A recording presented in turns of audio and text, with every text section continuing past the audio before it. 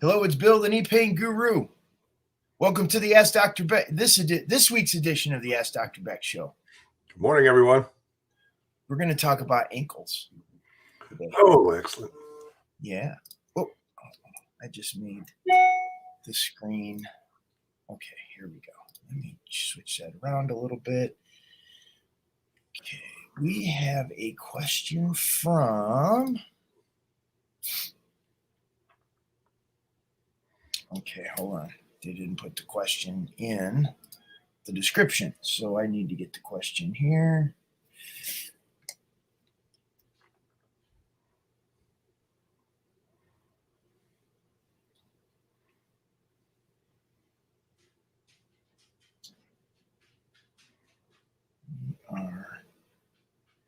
We're doing an open house this weekend. I don't know if you knew that. No. We're doing coffee and tea and biscotti. I'm gonna make a bunch, and then we're gonna just have like community networking and stuff like that here at the foundation. And very nice. And then we're gonna do the machines. We're gonna try the machines. Oh, and I did speak with Randy, who built the multi-wave oscillator chair, to reach out to you again regarding his ability to build a PEMF with a excellent, cool. Yes. So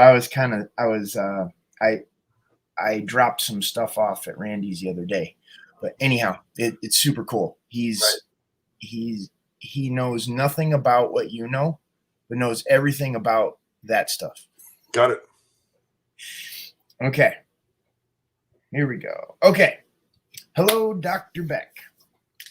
I had a right ankle joint low-grade ligament injury after a bad sprain playing soccer. My first ever injury playing the sport past 15 years. Now I'm resting the past 4 to 5 months. MRI scan says osseous avulsion ligament injury yielding a 0.4 centimeter osseous fragment. I can walk normally with no pain, but the doctors advised me not to play until fully recovered. And I agree because I did play a month after the injury and it didn't take long for another minor sprain.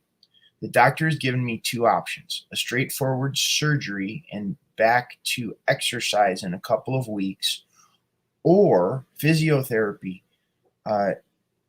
can take a few months, 2 years, depending on nutrition, conditioning, etc. For now, I am working on physio exercises. I can still see some minor swelling and inflammation on the ankle. What option do you advise? As of now, what can I do to reduce inflammation and improve conditioning along with physiotherapy? Okay. Could we go down to like the basics? Because some of this is like real medical term, like the osseous avulsion. That's what we're going to start with. Okay, cool. Absolutely. So we understand what's going on. Yes. Would you do a quick search on your computer, look up avulsion injury, and find me a picture, please?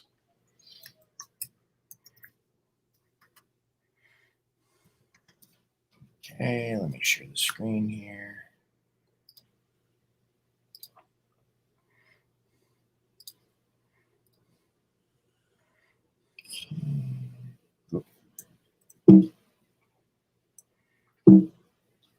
No one ever accused me of being...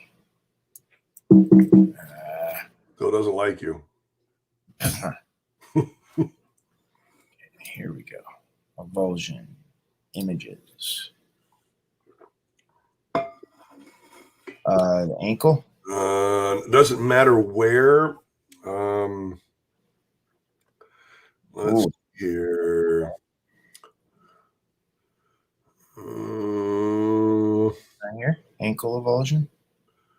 Sure, I'm looking for something that might be a little more clear so that we get an idea of what's going on, both from an X-ray standpoint, which is great, but there we go. Here? No, look up on the right-hand side there, the calcaneal avulsion fracture. This one? Yeah. let's look at that because it gives us the basics. And so then from the basics, we can talk about that. And if you can blow that up just as big as you can get it, not important necessarily. If the words get blurry, that's okay. We just need to be able to see the gist of the picture. There we go. Perfect. That's great. Okay. So what this person has said is osseous, meaning bony, and avulsion. So what we've got to do is understand what an avulsion is. And in the picture here, we've got, in this case, the tendon in the back of the leg, the Achilles tendon, where it attaches to the bone. And what's happened is you've had an injury that has happened in such a way that the tendon where it's attached tears the piece of bone it's attached to away from the rest of the bone. That's what avulsion means. So in this case, what you're looking at is, in the drawing, the heel, the calcaneus, and where the Achilles tendon comes in, and the Achilles tendon has torn off a piece of the bone with it. Okay. Now, it in itself presents some unique challenges because we have a missing piece of bone, right? It's no longer there. So now we've got to look at this from two different standpoints. The calcaneus itself, what's left of the bone in the picture, will heal. It will basically create a scar across the bone. The avulsion, because it doesn't have a blood supply, isn't really going to heal, or it's not going to heal that fast or that well. Right. So in this case, when you look at that, your best chance for a good outcome is to find a surgeon who can put those back together, stick a couple of screws or pins in there, and get that bone to heal back to the way it was before, or pretty close to it. Okay. If we're looking at this particular case, not the one was described, but the one in the picture, the back of the leg isn't going to have any muscle tension until you reattach that. Right. So walking is going to be extremely challenging. Now, in what the patient described today, they have an avulsion injury. So the same concept, where the tendon has pulled away from the bone, but not at the calcaneus, the heel. Right. It's somewhere in the foot. There, exactly. Now, if you would, let's look at a different picture so that we can understand what's going on. Ankle sprain grades.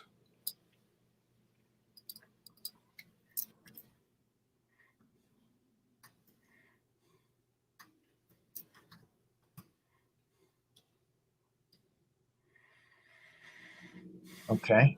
Perfect. That second one from the left. This one? Nope, that's the right. Left. This one.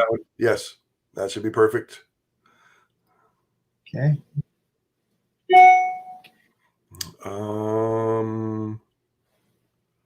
Yeah, that's good enough. Okay, so basically what happens is, in an ankle sprain, we have 3 grades. Grade 1 is, and I think, I think the picture is showing this. It's the anterior talofibular ligament. Yep, that one. You have a problem. Okay, that's 1. In 2, you have the anterior and the middle, the calcaneofibular ligament. And in 3, you have all 3 of them that get torn. Okay. So that is how we grade ankle sprains. Now, in this case, the patient's giving us slightly different information. He's saying, hey, the injury happened in such a way that it tore the bone where this anterior talofibular ligament connects. So right here. Yep. Okay. So we have an avulsion. The ligament may be damaged, but nonetheless, the ligament tore off a chunk of bone with it. Okay. That chunk of bone is still attached to the ligament. Right. Now, it is rare for me to say, hey, surgery is the way to go. But Yeah. what the patient has described, hey, surgery is the way to go. Get somebody to come in and put a pin in that so that it can heal. The pin wouldn't have to stay necessarily. Once it's healed, it could be removed, especially if it was causing a problem. But physical therapy is not going to be able to get that bone to reattach. And so what happens is if you go through physical therapy, you have to wind up retraining the structures around that spot to take up the slack for what that ligament can no longer do because it's not attached to anything. Mm. And in my mind, you would have a poorer outcome. It doesn't mean that you wouldn't be able to function and walk, but you'd always have some instability, and you'd always be working against that instability, which is likely to lead to long-standing chronic pain when you would do certain motions. Walking around the house might not be a big deal, but if you went on a hike, for example, you might hurt for a week afterwards. Right. Huh.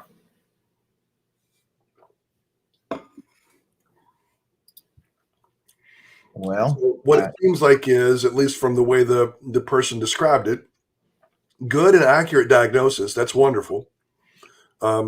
Physical therapy, again, certainly a choice, but in this patient's case, for good long-term outcome, I would say orthopedic surgeon, and have them come in and work their magic. Once your orthopedic surgeon is done, then find someone who understands how to rehab that structure and get the structure rehab once it's reconnected. Might need something like prolotherapy. Prolotherapy would be challenging to try to get that to reattach a bone, because every time you move, you're putting tension on that, and it doesn't stay in place. Right. Makes total sense. Yeah. It makes total sense. Like when you break it down like that, it's like, well, of course. Yeah. So we have a few people on the line. If you have questions you would like to ask Dr. Beck, then please type those in the comment section or the live chat. For those that are watching the replay, please enter in your questions as we use these questions for future Ask Dr. Beck episodes. Questions regarding pain or whatever you may be dealing with or struggling with in your body. Happy to cover that on future episodes. Make sure to give the video a thumbs up, like and subscribe to the channel, and turn on notifications for future videos as we do these once per week. Let's do a little promo thing here. Take a moment. We'll do that. Our mission at the Comella Foundation is to relieve pain naturally using osteopathic healing principles. The Comella Foundation is recognized as a nonprofit 501c3 under the Internal Revenue Code. Your contributions are greatly appreciated. Please consider taking a moment and donating to the Comella Foundation to help us continue our important pain relieving work. Every little bit helps. And we are back on camera. With awesome. Attention to. Okay. Anything else you got going on? Anything happening? We have some questions that will. Those are all the questions for today. Our windows are supposed to ship tomorrow. Ooh, cool. Yeah, it's been the big holdup on getting our building done. And we ordered them back in August. Not that there's a delay in the supply chain or anything. Cool, good thing. Exactly. Good thing. And do you have, once the windows are there, what kind of time frame until you guys are up and running there on the homestead? We are anticipating Valentine's week to be open at the new facility. So 3.5 weeks from now, roughly. Excellent. Now, I don't know if that's going to be that we're done, or there's still, crew coming in and doing things while we're treating folks, but sure. We have to be out of the old space by the end of February. So I'm figuring that 2-week window gives us plenty of time to move and go in and fix the nail holes in the wall and clean the carpet and whatever else we got to do. Cool. Good deal. But so March, you guys are going to be solid by then, I'd imagine. Well, I'm hoping Valentine's week we're going to be solid, but yes, by March for sure. Okay, cool. Yeah, we're going through a similar process here. We're offering those 3 machines, the PEMF, the multi-wave oscillator, and the plasma ball, which has been pretty amazing as far as shifting people with anxiety and depression. Oh, that's cool. I've been blown away. Like, we've had people come visit, and it's like they're just kind of like blah, like the world is going to end kind of deal. And it's like, put it down on the table, plug it in, and you start talking to them, and all of a sudden it's interesting because they don't necessarily notice it, but it's like, and they're fine again. Really? The plasma ball, you mean? Plasma ball. Yeah. Wow. It's programmed with 26 Rife frequencies for anxiety and depression that run through those frequencies in 3.5 minutes about. Okay. We'll just have to get me one. Yeah. For the new place. That'd be pretty awesome. When you talk to Randy. Okay. About Randy, we interviewed him on the Comella Foundation. He was the mechanical engineer. He knows the technical stuff. And with your engineering background, you'd be able to pull out what you need in order to see how it applies. That's awesome. But he's working on the plasma balls because he has, I guess there's 5 chip places you can put in there, and each one of those chips can hold 26 frequencies. Oh, nice. Okay. So I think that you can flip a switch to go between the frequencies for whatever the that's totally cool. Yeah.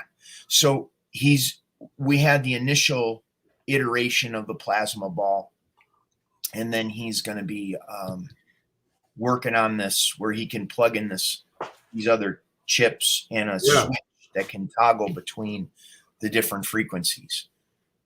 The multi-wave oscillator chair is absolutely amazing. You turn it on, it's like a little egg timer. Yep. Turn it on, and you sit down in there, and within, I don't know, 5 minutes, all of a sudden I just feel this significant drop in like shifting neurological states. It goes from sympathetic to parasympathetic, and just kind of like, wow, what was I stressing about? Or it's just pretty wild. Nice. And the PEMF thing, what the conversation we had last week where you were saying about being able to dial up and dial down the frequency makes so much more sense when I was on it this past week, because there are times where it's like I get it just right, everything drops. Other times I'm laying there the whole time and it doesn't appear as if anything happens. Right. So anyhow, good stuff. Cool. Yeah. Reach out to Randy. I told Randy to connect with you, and we'll see what happens with this onwards and upwards as we evolve with all this, whatever is going on. This is kind of cool. Awesome. So, excellent. Well, I thank you so much for your time, your expertise. Thank you. Look forward to our episode next week. Me as well. Okay, Dr. Beck, thank you so much. We'll see you next week. Thank you all, and leave questions and comments for Dr. Beck, and we will see you next week. Have a good week, everyone. Okay, bye-bye.